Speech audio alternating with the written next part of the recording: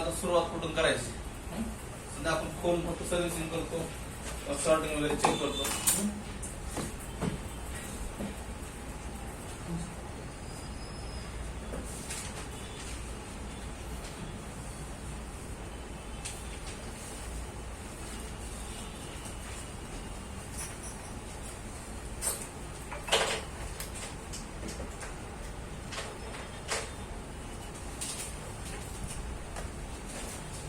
Dead mobile म्हणले की आपण पहिल्यांदा काय करतो, कस्टमरला दिला आपल्याला समजा एक मोबाईल दिला आणि डेड आहे, आपण काय करतो पहिले सांगा. आता आपण चार्जिंग होते का बघतो, त्याला चार्जिंगला लावून बघतो. कधी कधी मोबाईल चार्जिंगला लावलं की चालू होते लगेच, पण कस्टमरचा चार्जर खराब असू शकतोय किंवा कस्टमर घरात जास्त दिवस ठेवल्यामुळे बॅटरी लो झालेली असते आणि 6 वोल्टला 5-10 मिनिटावर आपला मोबाईल चालू होऊ शकते. किंवा खोलल्यानंतर आपण चेक करतो मोबाईल शॉर्ट आहे का, शॉर्ट हाफ शॉर्ट चेक करतो आपण बॅटरी काय इंटरवर. तर हाफ शॉर्ट किंवा शॉर्ट नसेल तर बॅटरी लो असेल तर आपण पहिले बॅटरी चार्जिंग करतो. बॅटरी चार्जिंग करून किंवा नवीन बॅटरी लावून जर मोबाईल चालू होत नसेल तर आपण पुढचे जे स्टेप आहेत आपल्याला एक एक एक चेक करायचे. तर 6 पोर्टला काहीच घेत नसेल किंवा चार्जिंग होत नसेल किंवा नवीन बॅटरी लावून चालू होत नसेल किंवा मोबाईल शॉर्ट पण नाही, हाफ शॉर्ट नाही, फुल शॉर्ट नाही किंवा कम्प्युटर लावून बघितलं सॉफ्टवेअर पण घेत नाही, या सगळ्या गोष्टी जर आपण चेक केलो तर एक एक आपल्याला डीसी मशीन चेक करावं लागतं. तर डीसी मशीनची रिडिंग, जसं आपल्याला 6 पोर्टची रिडिंग महत्वाची असतं, डीसी मशीनच्या रिडिंग पूर्ण महत्वाची आहेत आपल्याला. म्हणजे त्याच्यावर आपल्याला कळेल की नेमकं कुठल्या सेक्शनवर काम करायचं आपल्याला नेमकं.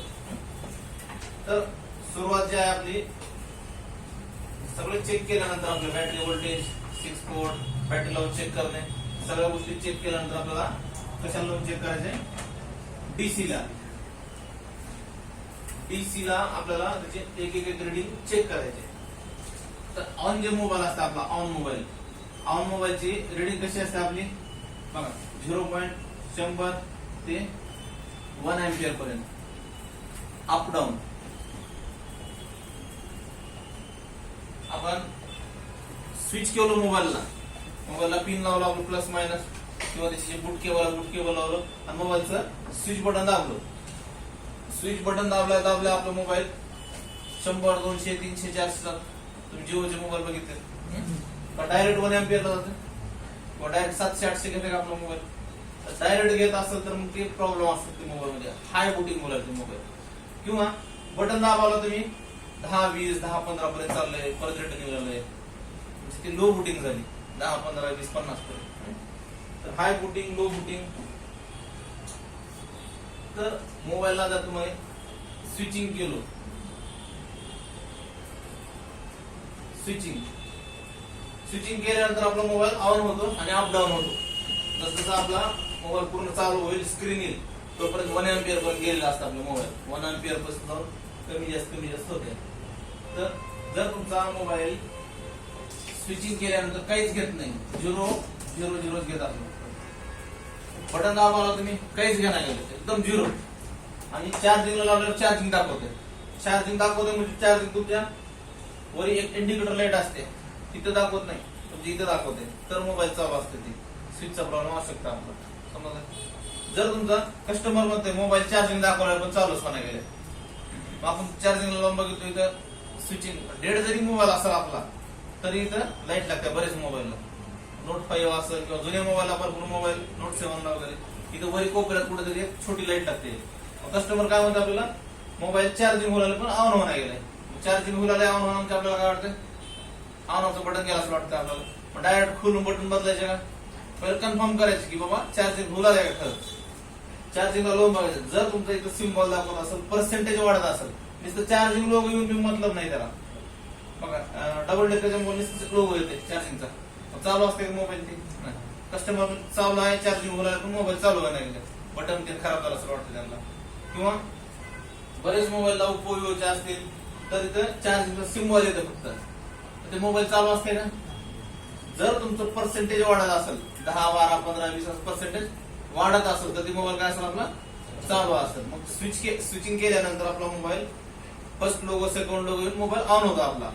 जर तुमचा फर्स्ट लोगोवर अडकत असेल तर सॉफ्टवेअर प्रॉब्लेम असू शकते, फर्स्ट सेकंड लोगोवर आता बरेच मोबाईल तुमचे 10% तर सॉफ्टवेअर मध्ये 10% होऊ शकते, बाकी 90% तर तुमच्या हार्डवेअर मध्ये प्रॉब्लेम चालले जातात.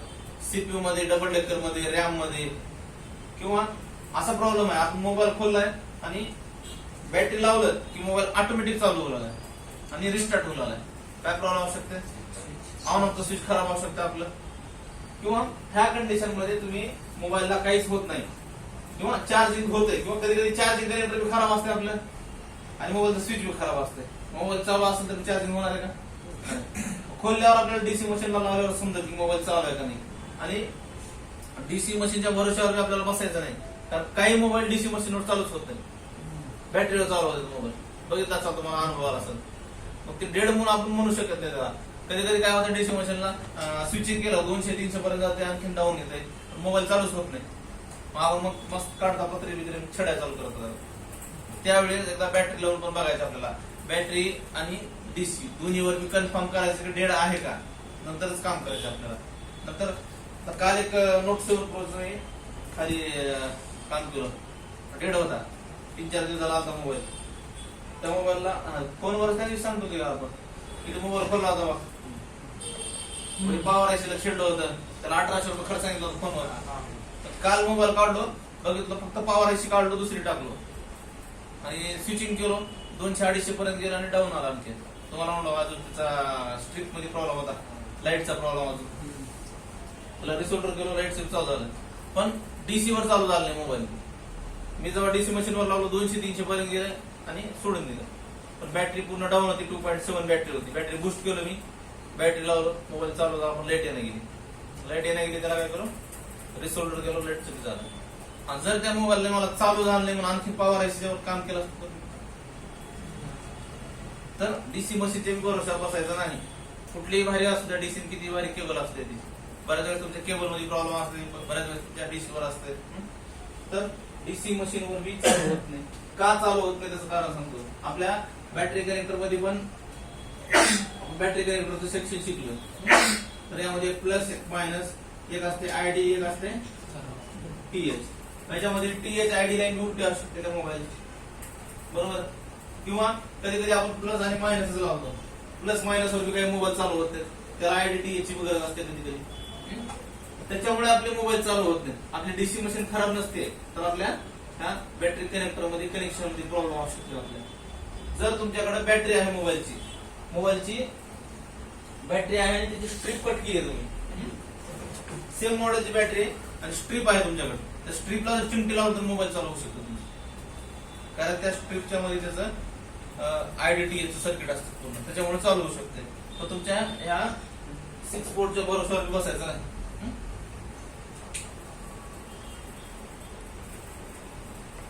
पहिले तर आपल्याला जर चार्जिंग दाखवत असेल आणि 0-0 घेत असेल तर ऑन ऑफचा प्रॉब्लेम असू शकते. ऑन ऑफचा असेल आपल्याला समजते, किंवा मोबाईल बॅटरी लावली की रिस्टार्ट मारला आले, सॉफ्टवेअर एमएमसी किंवा सीपीयूचा प्रॉब्लेम नसते, तर त्याचा ऑन ऑफचा बी प्रॉब्लेम असू शकते. त्यानंतर ह्या कंडिशन मध्ये तुम्हाला आणखी तुमच्या डीसी टू डीसी मध्ये प्रॉब्लेम असू शकते, डीसी टू डीसी मध्ये आणि पॉवर आयसी मध्ये. डीसी टू डीसी आणि पॉवर आयसी मध्ये पण प्रॉब्लेम असू शकतो. बिलकुल पॉवर घेत नाही, त्याला झिरोच आहे, झिरोच, कसलंच पॉवर घेणं गेला मोबाईल आपला, तर तुमच्या दोन्ही पॉवर आयसी चेक करावं लागतं तुम्हाला की व्यवस्थित बसलेली आहेत का, कोणी उलटी बसवली आहे, कोणी कोणी काय करते काढते पॉवर आयसी साफ करते तसं बसवते, रिव्हॉल्व करत नाही. कधी कधी त्या कंडिशन मध्ये देखील आपला डीसी काय घेते, एकदम झिरो घेते. तर त्या कंडिशन मध्ये तुम्हाला डीसी टू डीसी आयसी आणि पॉवर आयसी आता याला चेक करायचं म्हणजे नेमकं काय करायचं, एकतर तुटली आहे का, किंवा खराब आहे का, डॅमेज आहे का, किंवा कोणी काढून बसवले का, त्याला रिव्हॉल्व करून बसवायचे. त्यानंतर डीसी टू डीसी, आता डीसी टू डीसी आपण सेक्शन शिकलोय, कुठलं व्होल्टेज आहे त्याच्या बाहेर व्हीपीएच व्होल्टेज आहे, तर व्हीपीएच व्होल्टेज बनला का बघायचं आपल्याला. व्हीपीएच व्होल्टेज बनत असेल तर मग डीसी टू डीसी ओके आहे. किंवा पॉवर आयसीच्या आजूबाजूला व्होल्टेज चेक करायचं आहे, तर व्हीआरची व्होल्टेज बनवला का, बक व्होल्टेज बनवला का. चेक करणे म्हणजे फक्त बघणे नाही, खालून त्याचं इनपुट आउटपुट व्होल्टेज येऊ लागले का, चाललंय का ते बघायचं आपल्याला. तर ह्या गोष्टी आपल्याला चेक करायच्या आहेत. 100% 0-0 जे व्होल्टेज असते आपल्या 100% डीसी टू डीसी किंवा पॉवर आयसी 100% इथं तुमचं निघू शकते प्रॉब्लेम. आणि कधी कधी तुमची डीसीची केबल खराब असू शकते, ती लक्षात ठेवा. त्याला एक दोन केबल बी चेंज करून बघा कधी कधी. साधी केबल अशी केबल लावून वापरायची त्याला. बघा अशी केबल त्याच्या पिनवर नाही चालू झाला साधी पिन लावून बघायचं. त्याच्यावर दोन्ही बी नाही झाला नाही तर बॅटरी लावून बघायचं आपल्याला. सगळ्या गोष्टी कधीतरी आपल्याकडून असं बी जाते मोबाईल चालू राहते कस्टमरला रिटर्न देतो आपण. काही नाही गेला सगळं म्हणतो त्याला घरी फक्त चार्जिंग लावते जाऊन चालू होते. झालंय कोणासोबत बऱ्याच वेळेस होते. ठेवताय कस्टमर आपल्याला बघणंच होत नाही. मग त्याला आपण न वाढवतो बहिणा गेला जागे पैसा आपण म्हणतो आपण बहिणा गेला बाबा जागे त्याने घेऊन जाते घरी आणि सहज चार्जिंगला लावते मोबाईल चालू होते. कधी कधी त्याच्या केबलचा प्रॉब्लेम असते तर असं बी कधी कधी होत आहे. त्याच्यामुळं डेड मोबाईल आपल्याला व्यवस्थित चेक करायचे. त्यानंतर नेक्स्ट जे आहे 0.20 0.20 म्हणजे 0.20 आहे 00. आपल्या याच्यावर किती 4 डिजिट आहे त्याच्यावर.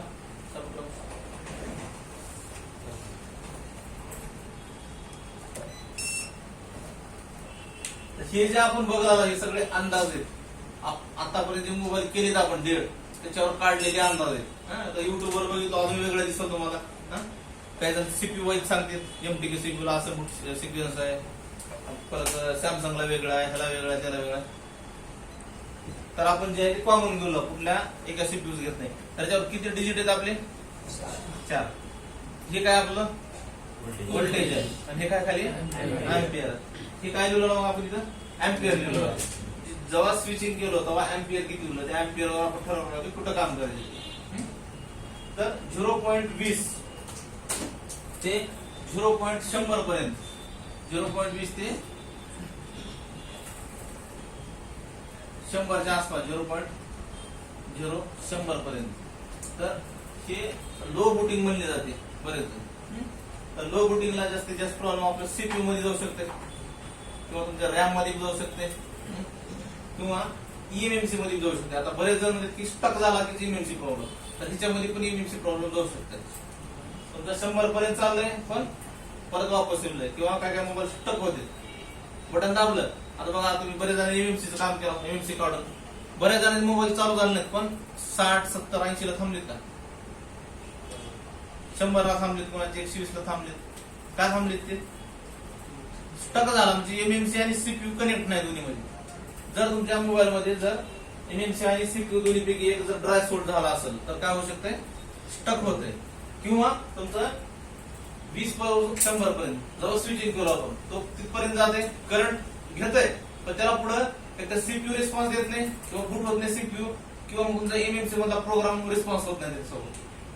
सीपीयू एमएमसी दोन्ही मध्ये कम्युनिकेशन झालं पाहिजे. एक जरी ट्रॅक आपला कट झाला तुम्हाला माहिती आहे एका ट्रॅक मुळे काल बघितलं आपण डबल डॅगर चालू झालं नाही तर एका ट्रॅक मुळे आपला मोबाईल डेड होऊ शकते किंवा एका कंपोनंट मुळे डेड होऊ शकते. तर ही आपली कशी आहे लो बुटिंग म्हणते त्याला काय म्हणते लो बुटिंग. तर लो बुटिंगला सर्वात जास्त आपण सर्व्हिसिंग मध्ये होते बरेच mobile normal servicing normal hit केलो तरी मोबाईल चालू होते आपले. कुठेतरी नॉर्मल प्रॉब्लेम असू शकते किंवा त्याच्यामध्ये जास्तीत जास्त आपल्याला पहिले तर सर्व्हिसिंग करायचे आपल्याला त्यानंतर सीपीयू ला हिट मारून बघायचे त्यानंतर रॅम त्यानंतर ईएमएमसीचा प्रॉब्लेम असू शकतो. त्याच्यामध्ये सगळ्याच्या सीपीयू ला आपल्याला रिव्हॉल्व करावं लागते. तर यामध्ये तुमचा कंपोनंट पण निघाला एखादी कुठला तरी तुमची लो बुटिंग येते. हमेशा तुमचा सीपीयूचा प्रॉब्लेम निघत नाही. हमेशा सीपीयू कडे जायचं नाही तर कुणी तर पत्रा काढताना एखादा कंपोनंट जरी निघाला असेल तरी त्याच्यामध्ये प्रॉब्लेम येऊ शकतो. तुमचा हाय व्हॅल्यूचं रजिस्टर असेल सीपीयू आणि एमएमसीच्या मध्ये किंवा आजूबाजूला रजिस्टर असतील त्यात एक जरी रजिस्टर तुम्ही ओपन केलं तर दोन्ही मधले कनेक्शन तुटतंय तरी देखील तुमचा मोबाईल चालू होते स्टक होतोय किंवा लो बुटिंग येते. समजलं. तर ह्या गोष्टी पण आपल्याला भरपूर मोबाईल येतात. आपल्याला मोबाईल आला त्यावेळेस दिमागात राहते ज्यांना आता रेग्युलर काम करते की मोबाईल डेड आला कुठं जाते दिमागात आपल्याला सीपीयू लगेच दिमागात जाते. पण कधी कधी असं होतंय आपण सारखं मोबाईल त्याच प्रॉब्लेमचे करतो आणि कधी कधी फक्त एखादी कंपोनंट निघाले तरी आपण सीपीयू काढतो बसवतो पुन्हा लक्षात कंपोनंट निघाले ते कंपोनंट टाकले पुन्हा चालवतो मोबाईल. तर आपण डायरेक्ट त्या कंपोनंट कडे बघत नाही कधीच. तर आपलं ते माइंड सेट झालेलं असतं की नोट 10 मोबाईल आला की सीपीयू काढणे नोट 10 आला की सीपीयू काढणे. सॅमसंगचा आला आता मी मागे A50 असे डबल डेकर रोज यायचे ना, सारखं यायचे. त्याचा प्रॉब्लेम होता चार्जिंगचा आणि त्याचा डबल डेकर काढला चालू केला, मोबाईलचा प्रॉब्लेमच निघाला नाही. पुन्हा लक्षात आलं की चार्जिंग प्रॉब्लेम आहे. पुन्हा बघितलं चार्जिंग आयसीला छेडलेला आहे, OEP आयसीला बी छेडलेला आहे. पुन्हा ते चार्जिंग आयसी पण झाला मोबाईल. ते आपलं असं होतं. खर्च आपण डबल डेकर सांगितलं समोरच्याला, पण काम आपलं दुसरीकडे होतं. CPU काढायची गरज नव्हती. तर असं होते. तर अगोदर दुसरीकडे चेक करायचे. जर तुमचा CPU प्रॉब्लेम असेल, लो बुटिंग असेल, तर तुमचा 6 पोर्टवर देखील तुम्हाला चेक करायचे की कालच बघितलं आपण 6 पोर्टवर तुमचं 0.1, 0.2 किंवा काही मोबाईल तुमचे MTK वगैरे असतील तर 0.6 पण घेते. डेड मोबाईल जर तुमचं 1 एम्पियर जरी घेत असेल, काय मोबाईल 1 एम्पियर पण घेते. बघितलं असं तुम्ही MTKचे 9A वगैरे किंवा 9 पॉवर 0.1 किंवा 0.6 सिरीज, तरी देखील हे मोबाईल चालू असते किंवा आपले नाही चालू नसते. जर तुमचा 2 एम्पियर घेते मोबाईल, तर मोबाईल 60-70% 80% चालू असू शकते मोबाईल. किंवा काही 2 एम्पियर घेणारे मोबाईल चालू नसते, कारण त्याचं चार्जिंग सेक्शन सगळं ओके असते, मोबाईल ऑन होत नाही. समजले? तर हे जे लो बुटिंगचे मोबाईल आहेत तुमचे 6 पोर्टवर हे घेऊ शकते, आणि जे 0.0 आहे ते 6 पोर्टवर डायरेक्ट 6 पोर्टवर काय घेईल 0.0 घेईल. आता यामध्ये जर तुम्ही स्विचिंग केलो आणि डायरेक्ट तुमचा मोबाईल 500 घेऊ लागला किंवा 1 एम्पियर पर्यंत आला, मोठा दाबला डायरेक्ट 500-600 घेतले कोणाचं? जिओचे मोबाईल घेतले असतील 600, 700, 800 घेतले होते. मला काय म्हणते हाय बुटिंग लागली.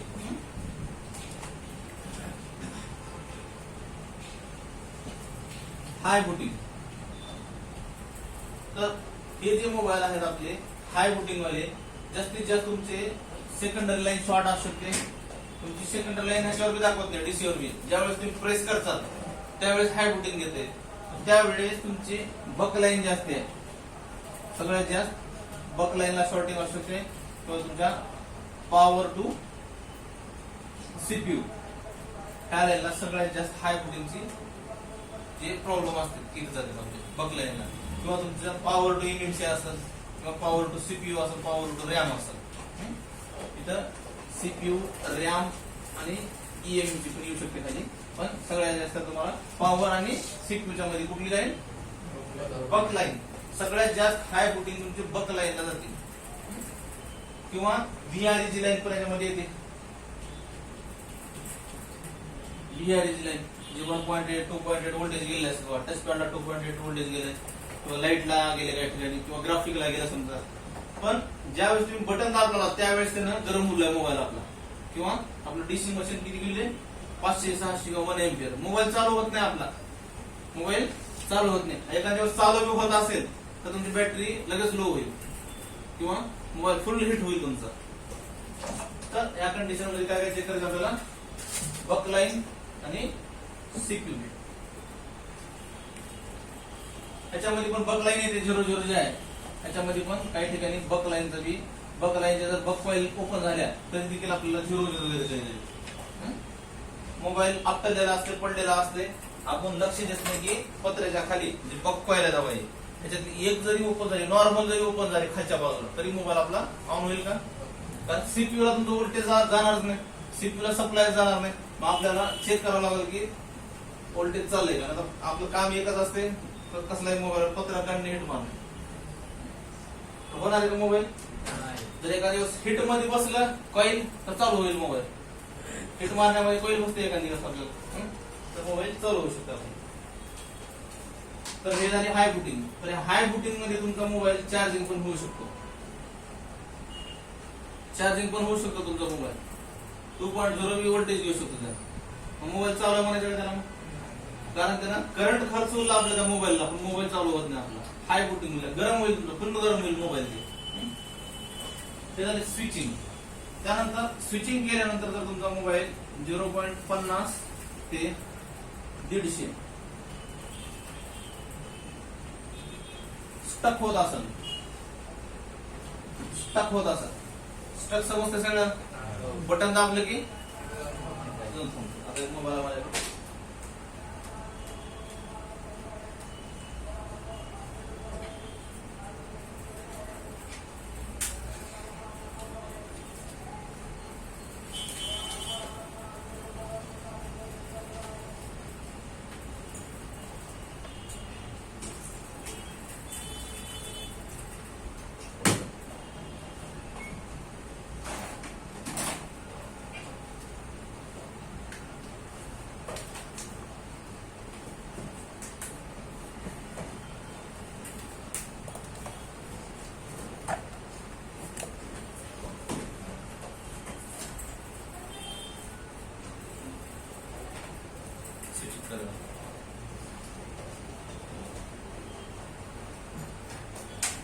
हे जे मोबाईल आहे आपल्याकडं डेड म्हणून आलेला आहे. मोबाईलचे रेटिंग जर बघितलो तर 60, 70, 80 किंवा आता जे जेवढं त्याच्यामध्ये बसतो मोबाईल. किती मध्ये 50 ते 150.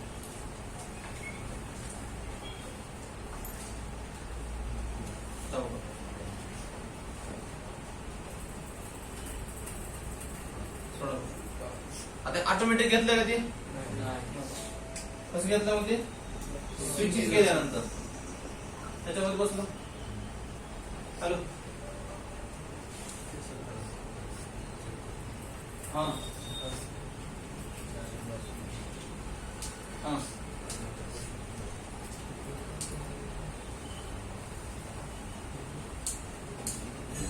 झालेला की मोबाईल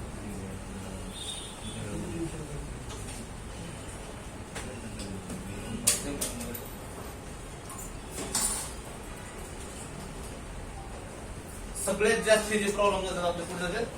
पहिलं तर सॉफ्टवेअर रॉंग सॉफ्टवेअर मारलेला असेल कुणी.